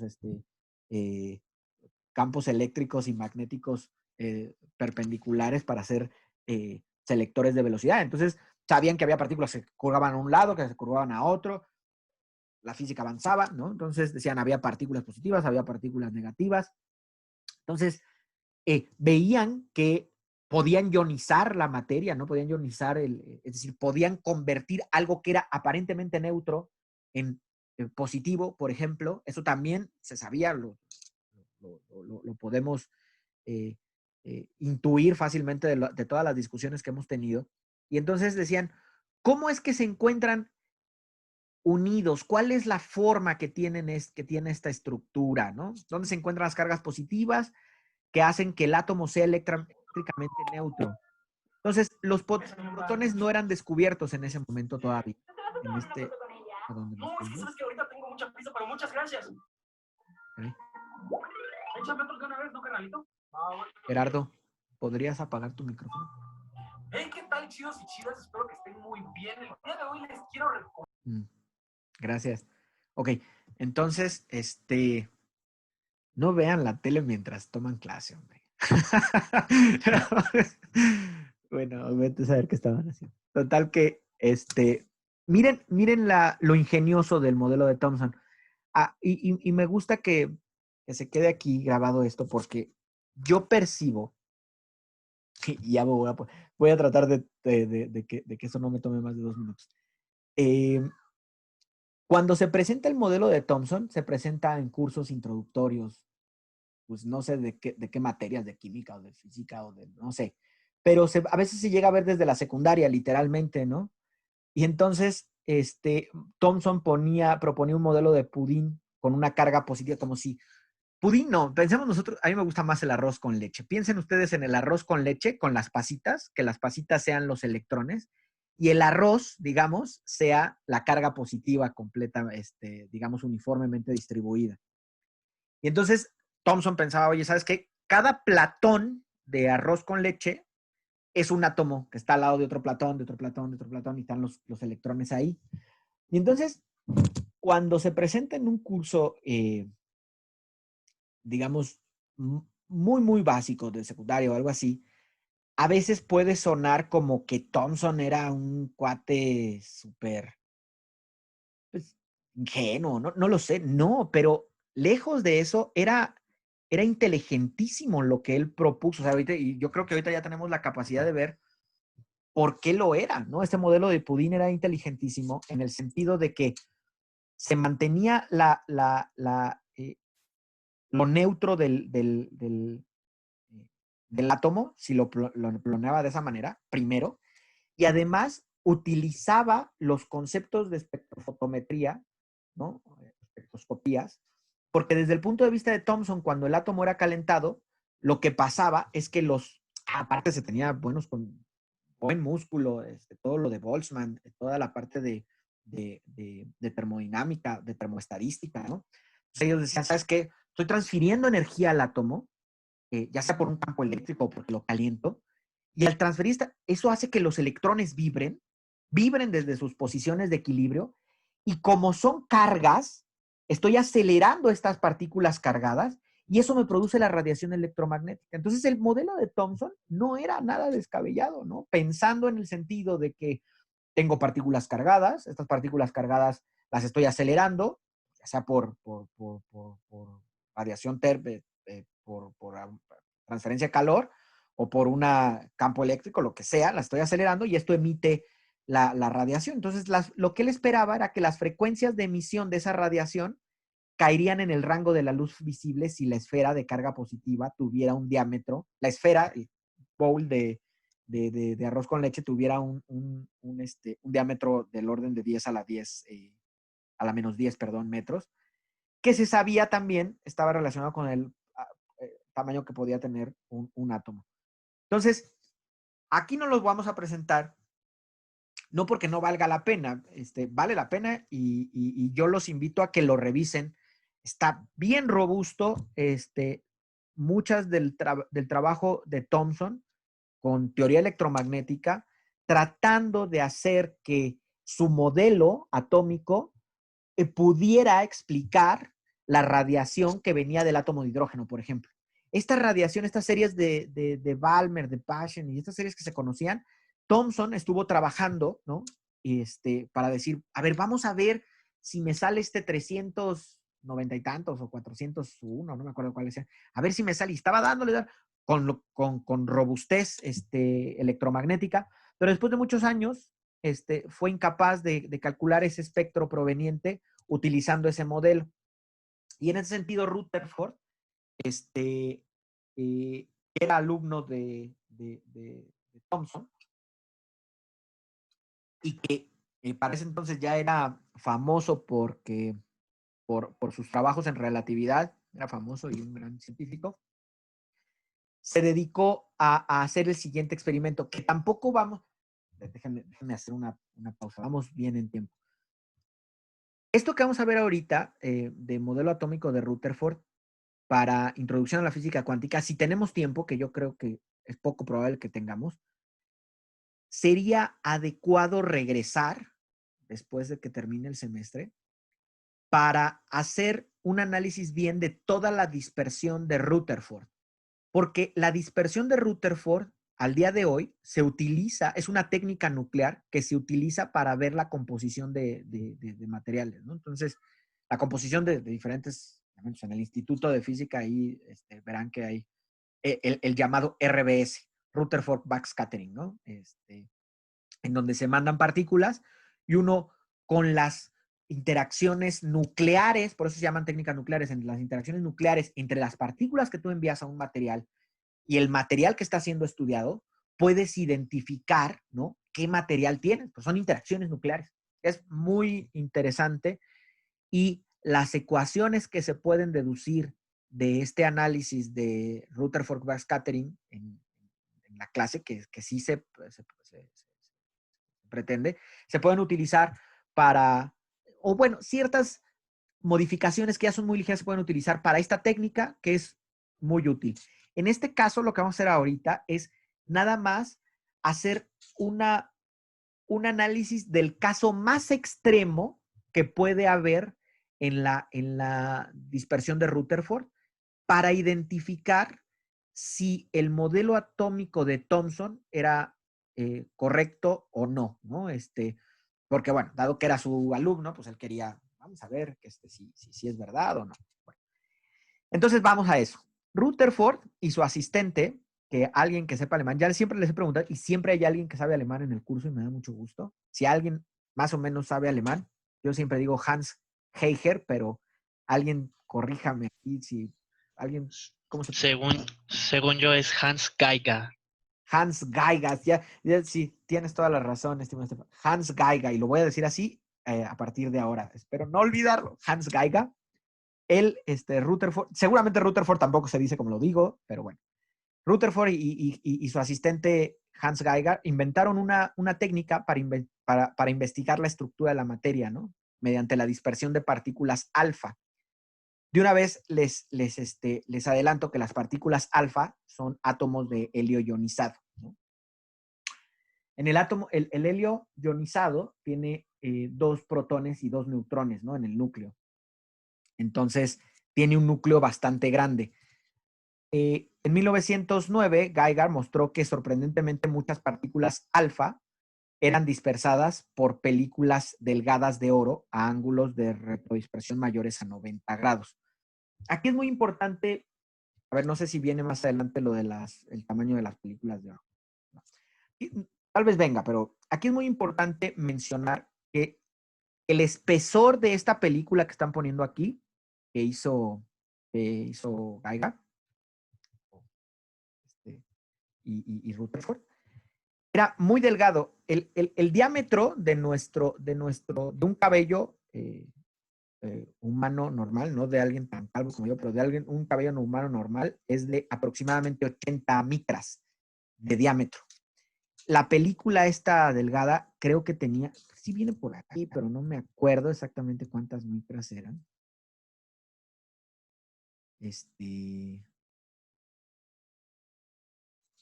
Miren, era 6 por 10 a las 7. ¿Cuántas son? A las 0.6 micras, ¿no? 0.6 micras, es ni siquiera una micra. Imagínense, por favor, compárenlo. La película de oro era media micra de espesor y un cabello, o sea, un cabello tiene 160 láminas de esta, ¿no? Era una lámina muy, muy delgadita de oro. Y entonces ellos dijeron, bueno, es una lámina muy, muy delgadita de oro. Y vamos a pensar que está conformada por átomos como el de Thomson.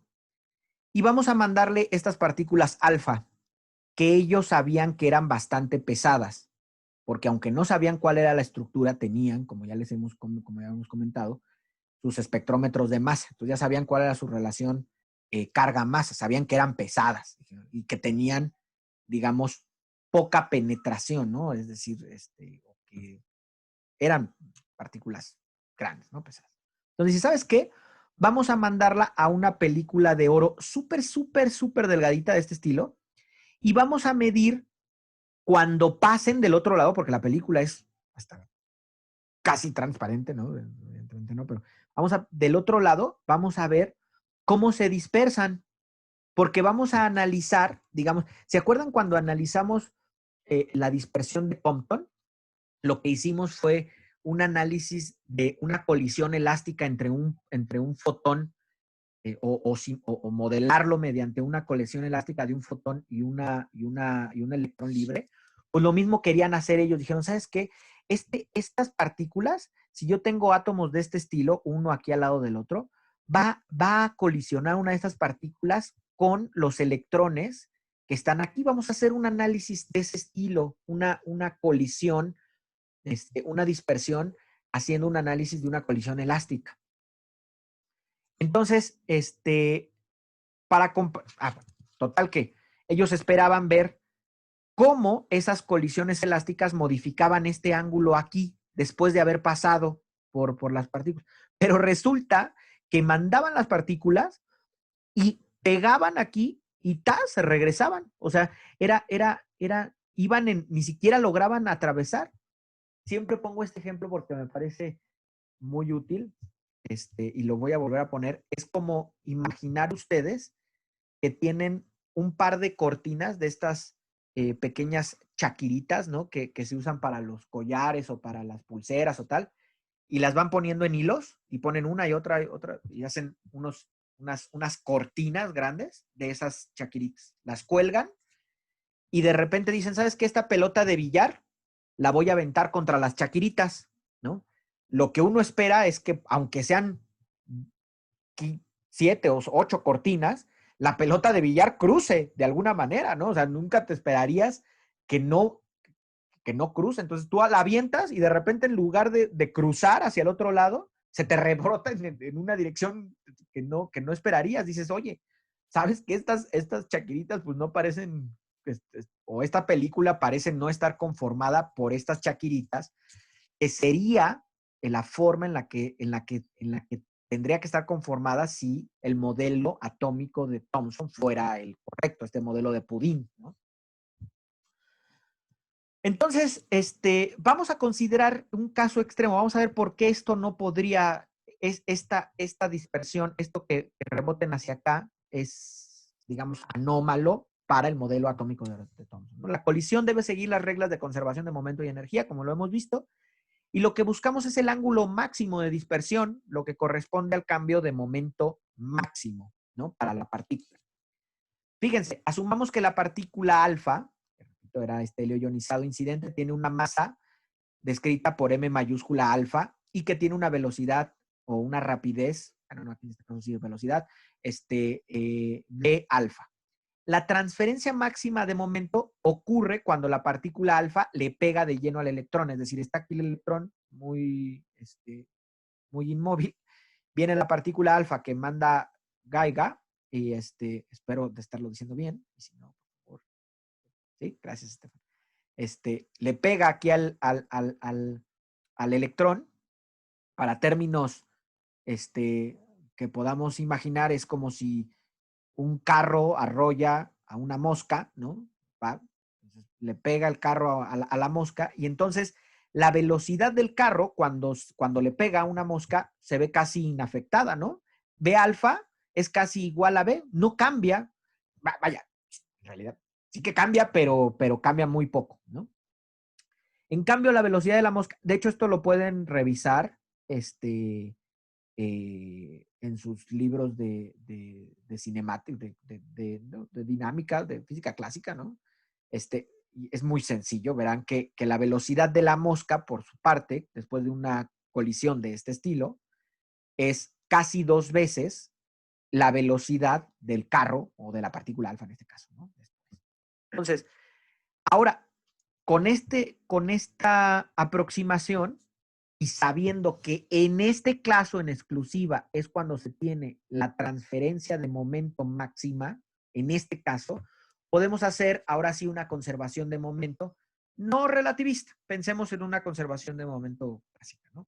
Vean, el único momento que tenemos antes del choque es el momento de la partícula alfa, es decir, masa de alfa por B alfa. Y después del choque tenemos masa de alfa por la velocidad de alfa, que es un poco afectada, más la masa del electrón por la velocidad del electrón. Debido a que la partícula alfa es muchísimo más masiva que el electrón, su velocidad casi no se afecta, ¿no? Vean, la partícula alfa es esta relación es casi 7000 veces. La masa, la velocidad B alfa prima, la podemos tratar como B alfa. Y entonces, para una colisión elástica con esa desproporción de masas, lo que ya le habíamos dicho, para conservar momento y energía, la velocidad del electrón después de la colisión elástica es 2 veces la velocidad que tenga la partícula alfa. Entonces, el cambio máximo de momento para la partícula alfa va a ser ¿cuál? M, es M de partícula alfa por B alfa menos M de partícula alfa por B alfa es la prima. Esto debería ser casi cero, esto es casi igual al momento que se le haya transferido al electrón, ¿no? La diferencia, el cambio de momento en la partícula de alfa, pues no va a otro lado más que al momento que se le transfiere al electrón, que es esto. Entonces, podemos escribir con seguridad, esto sí es una igualdad, no es un casi igual, que el cambio de momento máximo, acuérdense ustedes, por favor, tengo que hacer una pausa porque en este caso sí tenemos el curso propedéutico y podrá haber alguien que no esté tan familiarizado y por eso o que esté tan acostumbrado a trabajar con momentos y por eso les vuelvo a recordar. El momento es una cantidad vectorial, magnitud y dirección. Entonces, el cambio de momento máximo, en este caso, ¿no? Es la magnitud del cambio de momento máximo, en este caso, es 2 veces la masa del electrón por la velocidad de la partícula alfa. Esa es la magnitud del cambio de momento máximo, ¿no? Entonces, fíjense, esta magnitud de cambio de momento máximo se da solo cuando la partícula alfa le pega de lleno en esta forma al electrón. Fíjense que el momento aquí está completamente contenido en el eje X. Y el cambio de momento máximo para esta partícula alfa, véanlo ustedes, debe de ser en X. O sea, lo único que está pasando aquí, vean, después de la colisión, el cambio de momento lo único que hace es reducir su magnitud, pero la dirección del momento sigue estando en la misma dirección, o sea, sigue siendo en la misma dirección, y es casi el mismo, porque, repito, es como, piensen ustedes, ¿cuál es el cambio de momento en un coche que le pega a una mosca? No hay cambio de momento, ¿no? Y si hubiera, es solo una reducción en la magnitud del momento, ¿no? Que es lo que estamos viendo aquí para este caso. Ok. Esa reducción en la magnitud vale esto, vale 2 veces la masa del electrón por B alfa.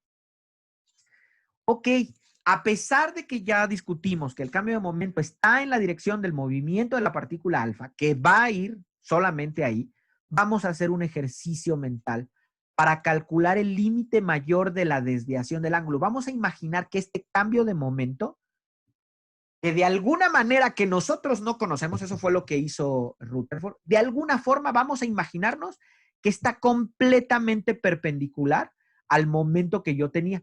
¿Para qué? Para asociar a eso a un ángulo de dispersión.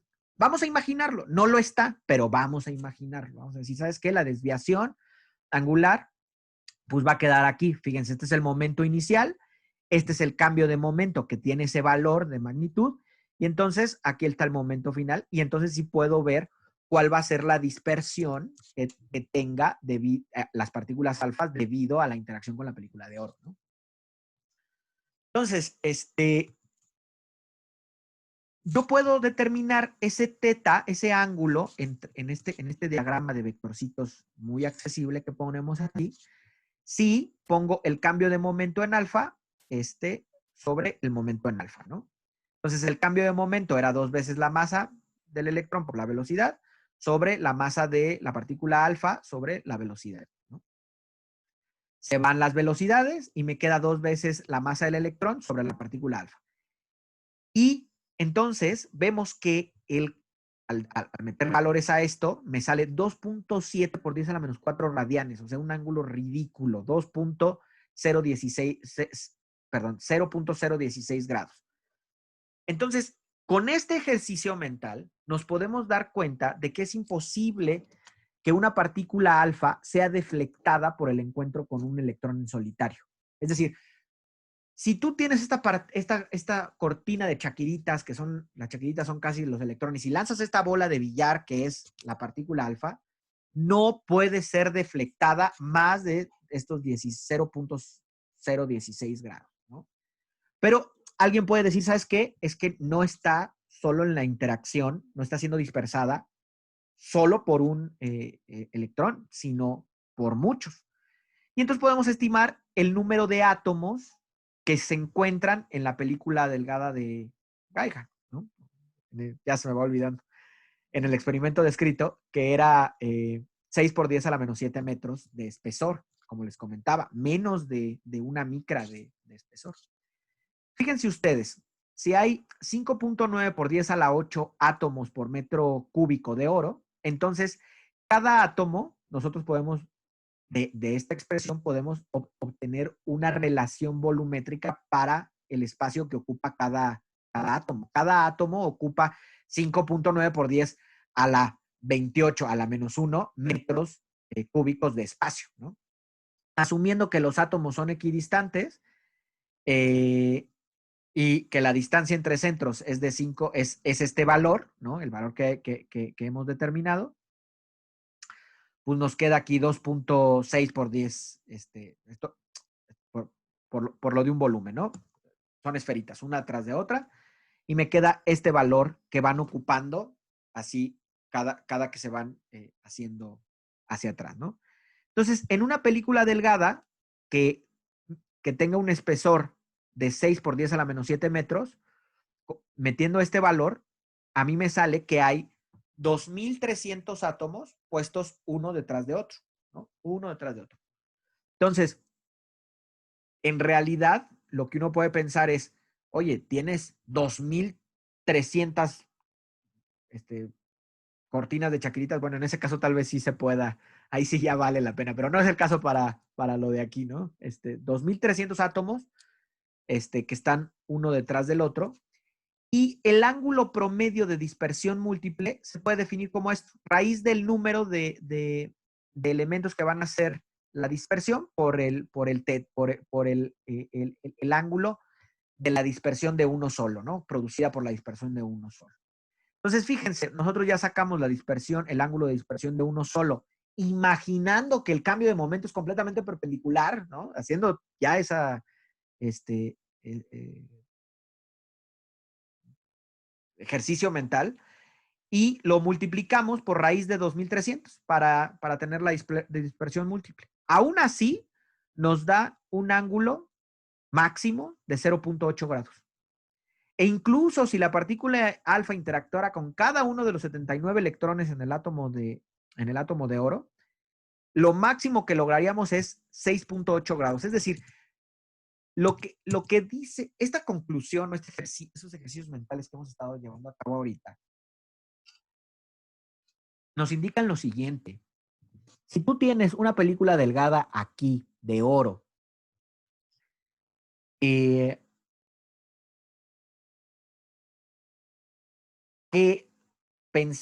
podemos pensar estuviera compuesta por átomos que siguen el modelo de Thomson, del modelo de Pudin, el ángulo que te puedes encontrar aquí máximo debe de ser de 6 o 7 grados. Máximo, en el mejor de los casos, en el caso más extremo. Ese es el ángulo. No puede ser otro. Si te encuentras otro, entonces el modelo de Thomson, el modelo de Pudin, no es correcto. Entonces, a eso llega, ¿no? En 1911, Rutherford reportó que los resultados experimentales de la dispersión de partículas alfa pues no eran consistentes con la estructura atómica propuesta por Thomson. Agregó que la deflexión a ángulos grandes puede ser debida a un encuentro atómico más que con electrones. Y Rutherford propuso que un átomo consistía mayoritariamente de espacio vacío, ¿no? Con una carga central positiva, y los electrones que hacían que hubiera átomos neutros estaban muy lejos de esa carga central positiva, y había vacío, ¿no? Entre esos dos. Entonces, dice, considerando ¿en qué fecha? En el 1911, dice Rutherford, considerando la evidencia como un todo, parece más simple suponer que el átomo contiene una carga central distribuida en un volumen muy pequeño y que las grandes deflexiones son debidas a la carga central como un todo y no debida a sus constituyentes, es decir, este modelo de Thomson, ¿no? Rutherford fue el primero a utilizar la palabra núcleo para el llamado core central cargado y decidió que ese core contenía la mayor parte de la masa en el átomo, ¿no? No decidió, estimó y estimó correctamente, ¿no? Que la mayor parte de la masa de un átomo se contenía en ese core. Estaba cargado positivamente y que por supuesto estaba cargado positivamente y rodeado por los electrones. Y bueno, ¿cómo vamos de tiempo? Tenemos algo de tiempo. Entonces, fíjense cómo Thomson propone con un conjunto de herramientas de física bien sólidas hasta ese momento, propone un modelo de Pudin que no es nada descabellado, porque pues, son partículas que cuando les transfieres calor radian o emiten radiación electromagnética ¿Por qué? Porque están siendo aceleradas, están estables, no es una mala idea. Y llega Rutherford a decir, pues sí, tal vez no lo sea, pero ni has podido hacer que utilizando esta concepción puedas obtener la radiación que sí emiten los núcleos de hidrógeno, como lo hemos visto durante más de 50 años, en ese momento, ¿no? Oye, no te sale. Y además, mi experimento me rebota las partículas alfa y entonces no parece tener sentido. Y bueno, regresemos entonces a este modelo atómico clásico. Después de que Rutherford propusiera su modelo con bases más convincentes, el hecho de que un átomo tuviera un núcleo cargado positivamente y electrones rodeándolo, pues fue mayormente aceptado. A decir verdad, Thomson ya había considerado esa posibilidad desde hace tiempo, considerando la estructura del átomo como un modelo planetario, pero lo rechazó ya que mientras los planetas se atraen cuando orbitan al Sol, los electrones se repelen, ¿no? Es decir, pensando, no estaba hablando del átomo de hidrógeno, ¿no? Con un solo electrón, sino en la posibilidad de que hubiera en un core central y dos electrones ahí, ¿no? Los dos electrones, por su fuerza coulombica, tendrían que repelerse y entonces complicaba el modelo planetario para el átomo, ¿no? Y le parecería que generaría un problema grave y por eso lo descartó. Pero en este sentido, es útil examinar o plantear un modelo de este estilo planetario, descartando la existencia de otros electrones, ¿no? Pensando solamente otra vez en el núcleo como un core positivo y pensando en un solo electrón. Y entonces el átomo de hidrógeno se vuelve una cosa muy bonita porque es eso, es justamente eso, ¿no? Entonces nos resulta útil examinar el átomo de hidrógeno y lo haremos con órbitas electrónicas circulares para observar qué le podemos sacar a sus virtudes o sus errores a esta propuesta, ¿no? Pongamos atención, la numeración ya se hizo un despapalle, discúlpenme, pero bueno, las ecuaciones ahí van quedando. Estas ecuaciones o este análisis que hagamos nos va a servir también para el modelo de Bohr para el átomo de hidrógeno. Entonces, pues la recuerdan. De todas formas, esto es fácil regresar y adelantar diapositivas, ¿no? La fuerza de atracción en el electrón debido a un núcleo de carga positiva E+, recuerden que el protón tiene la carga del electrón, pero con signo opuesto, es esta. Acuérdense, esto es la constante, esto lo vimos al inicio del propedéutico. Esta es la constante de Coulomb. Aquí tengo la multiplicación de las cargas, que la carga del electrón por la carga del protón, que me da E al cuadrado, sobre R al cuadrado, que es la distancia que separa el protón del electrón. Y aquí tengo un vector unitario que me indica, ¿no?, la dirección de esa fuerza. Acuérdense, es una fuerza eléctrica. Entonces, esa fuerza electrostática va a proveer a este sistema de una fuerza centrípeta, o a este electrón una fuerza centrípeta necesaria para que el electrón se mueva en una órbita circular a una velocidad constante. Acuérdense ustedes, lo que hace esta fuerza es una fuerza siempre está definida como un cambio de momento con respecto al tiempo, según nuestro profesor, el profesor de la humanidad, Newton, ¿no? Entonces, tenemos una masa que es constante. Esta fuerza lo que va a hacer es un cambio, si es un cambio de momento con respecto al tiempo, lo que va a hacer es un cambio en el vector de velocidad, pero ese cambio en el vector de velocidad no va a estar en la magnitud, sino en, como lo conocemos, para los planetas también es lo mismo, sino en la dirección. Es decir, la aceleración que provoca esta fuerza está en la dirección radial, apuntando hacia el núcleo.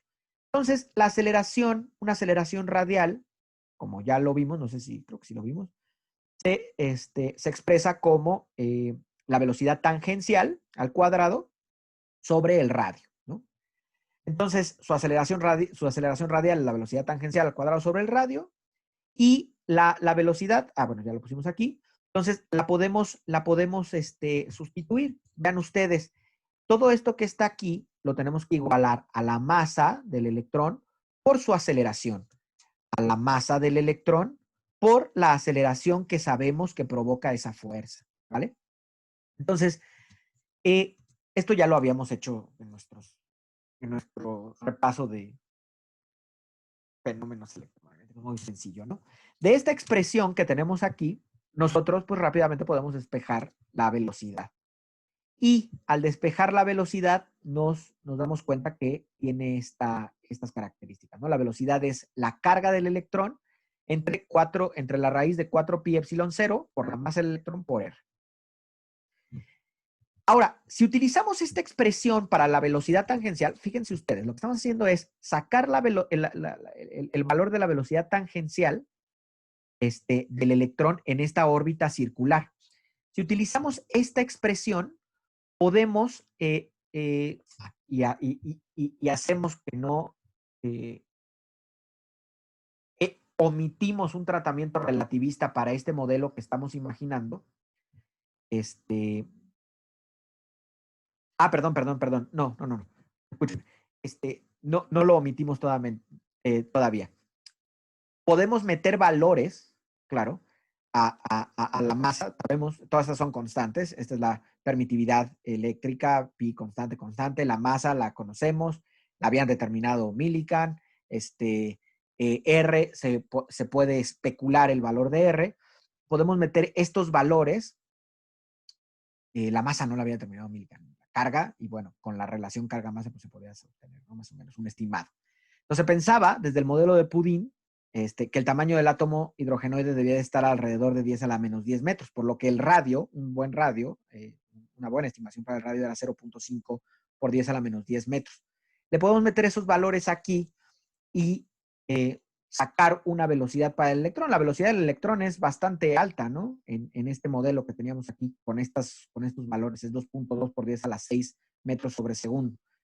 Ese resultado, como hemos visto en el curso, me gusta siempre pasarlo a kilómetros por hora porque nos permite ver, ¿no? 7.92 millones de kilómetros por hora, pero aún así es menor al 0.01C, por lo que se justifica utilizar esta masa con un tratamiento no relativista, ¿no? A pesar de que un electrón con una velocidad tangencial de este estilo, alrededor de un átomo, de un núcleo, de un protón, le daría la vuelta a la Tierra en 18 segundos. A pesar de eso, se puede darle un tratamiento no relativista, ¿no?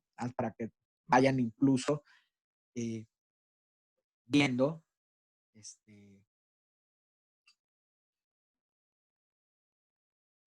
para que vayan dimensionando la cantidad de velocidad que tenemos que tener para dar tratamientos relativistas, ¿no? Pero bueno, entonces, por otro lado, vean que la energía cinética del electrón, ¿cuál sería? Un medio de mv al cuadrado. ¿Con qué cuadrado? ¿Con qué velocidad? Pues con la velocidad tangencial que hemos determinado, ¿no? Bueno, la energía cinética no relativista, porque sabemos que la velocidad que hemos determinado, pues es no relativista, no es tan grande como para considerar la relativista. Entonces, la energía cinética la podemos expresar de manera clásica y dado que el núcleo es muy masivo respecto al electrón, no consideramos movimiento, ¿no? Energía cinética. Lo podemos considerar como si el núcleo estuviera anclado y el único que se mueve sea el electrón. De hecho, esa aproximación no está nada mal. Está anclado. Entonces, la energía cinética del sistema le pertenece al electrón, digamos, ¿no? Va. Ahora, tenemos ya la energía cinética y por otro lado, podemos determinar la energía potencial. ¿Por qué? Recuerden ustedes que el núcleo tiene un campo eléctrico, el electrón tiene otro campo eléctrico, y entonces la energía potencial es el campo eléctrico del núcleo, el potencial eléctrico del núcleo por la carga de la partícula que se encuentre dentro de ese potencial eléctrico. Entonces, la energía potencial eléctrica es E al cuadrado sobre R multiplicado por la constante Coulomb, que es 1 entre 4 pi epsilon 0, ¿no? Aquí la tenemos. De esto ya hemos hablado hasta el cansancio, así que me siento tranquilo de que no les estoy presentando nada que no hayamos discutido. Y entonces, miren, tenemos un concepto aquí que más adelante en nuestro curso de Introducción a la Física Cuántica llamaremos hamiltoniano. Ustedes verán por qué, el operador hamiltoniano. Pero en este momento tenemos un valor que es la energía mecánica total del sistema núcleo-electrón. ¿Y qué es cuál? La energía total del sistema es la energía cinética, que está totalmente relacionada con el electrón, más la energía potencial del sistema, ¿no? Que era esta. Al sustituir la velocidad de la ecuación 4 que teníamos aquí, ¿no? En este valor, ¿qué es lo que tenemos? Hacen ustedes la algebrita, las ponen aquí, es esta la velocidad que aparece acá, y entonces la energía, fíjense, pero esta energía, ¿cómo se llama? Energía mecánica total del sistema electrón-núcleo, es este valor, menos E al cuadrado sobre 8pi epsilon 0 por R. La energía total es negativa y no nos preocupa porque eso tiene todo el sentido. Es una energía de enlace, ¿no? Hay que suministrar energía a ese sistema para poder arrancarle el electrón, ¿no? Como se había visto y como se había estudiado y como experimentalmente lo sabía. Hasta ese punto, el modelo atómico planetario no parece tan erróneo. El problema surge cuando consideramos que el electrón está acelerando debido a su órbita circular respecto al núcleo. A ver, aquí hay un cambio continuo de la velocidad del electrón con respecto al tiempo. De hecho, lo que discutimos hace varias clases, ¿qué es lo que es un sincrotrón? La luz sincrotrón, ¿de dónde sale? Pues tú tienes un círculo así, en donde tienes cargas acelerando, ¿no? Van a una velocidad angular constante, pero está cambiando continuamente el vector de velocidad. Y esas cargas que están ahí en el acelerador sincrotrón están radiando energía electromagnética, ¿no? Entonces, es un poco extraño, o ese problema ocurre si consideramos que el electrón está en una órbita circular alrededor del núcleo, porque como está cambiando su vector de velocidad a cada momento, entonces debería de estar emitiendo radiación electromagnética, ¿no? Sabemos que una carga que cambia su acelerada, radia energía electromagnética de forma continua. Pero no es lo que se veía, ¿no? Si el electrón, ahora, aparte, si el electrón estuviera radiando energía, entonces la energía total del sistema y tendría que ir disminuyendo. Esta energía parece una energía constante. Si el electrón en realidad se estuviera moviendo ahí y estuviera emitiendo radiación electromagnética, ¿cómo se conservaría la energía? Esto tendría que ir disminuyendo, tendría que ir cambiando, independientemente de cómo, ¿no? Pero tendría que ir cambiando porque hay que conservar la energía. Entonces, ahí había otro problema, ¿no? Y el radio de su órbita debe disminuir, en ese caso, digamos, si el electrón en realidad se estuviera moviendo en esa órbita circular, estaría radiando energía electromagnética. El problema es que no se ve, tú tienes el átomo y no te está emitiendo nada.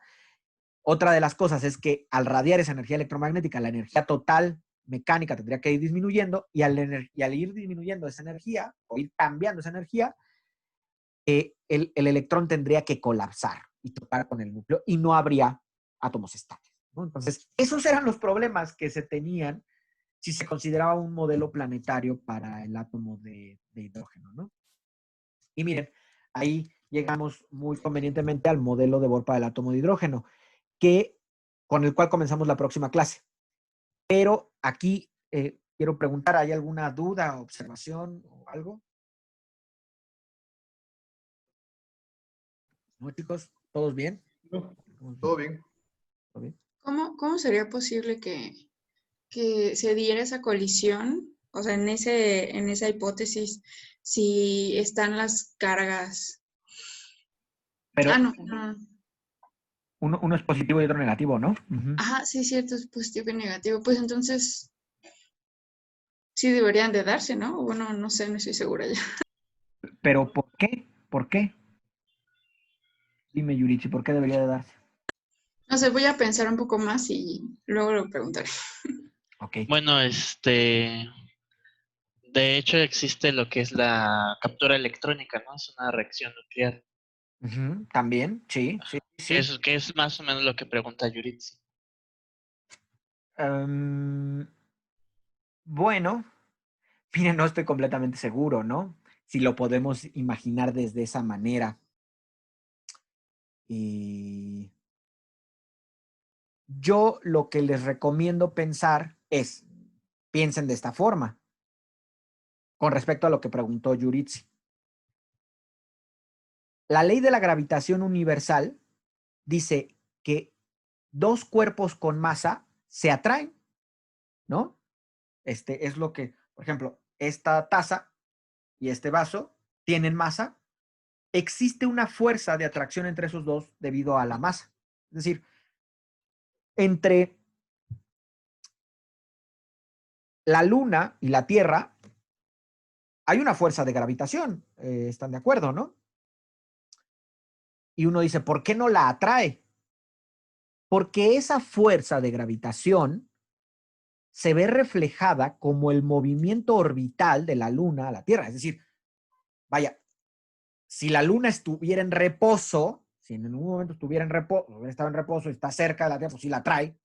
Pero como digamos, hay una dinámica en el universo, la fuerza de gravitación, esa fuerza de atracción que hay, por ejemplo, a nosotros la Tierra sí nos atrae, digamos, ¿no? Pero en el caso de la Luna, por ejemplo, el cambio o la atracción, digamos, es una fuerza centrípeta, que es lo que la hace no irse hacia otro lado a la Luna, ¿no? En cada momento está cambiando su vector de velocidad para mantenerse girando alrededor de la Tierra. No sé si, y uno lo puede pensar así, oye, tú tienes una fuerza coulombica aquí que es atractiva del núcleo y el electrón, ¿por qué no colapsan? No colapsan porque lo que está, como se ve reflejada esa fuerza, es en mantener la órbita circular. Ese en específico no era un problema del modelo planetario para el electrón, ¿no? Para el electrón y el núcleo.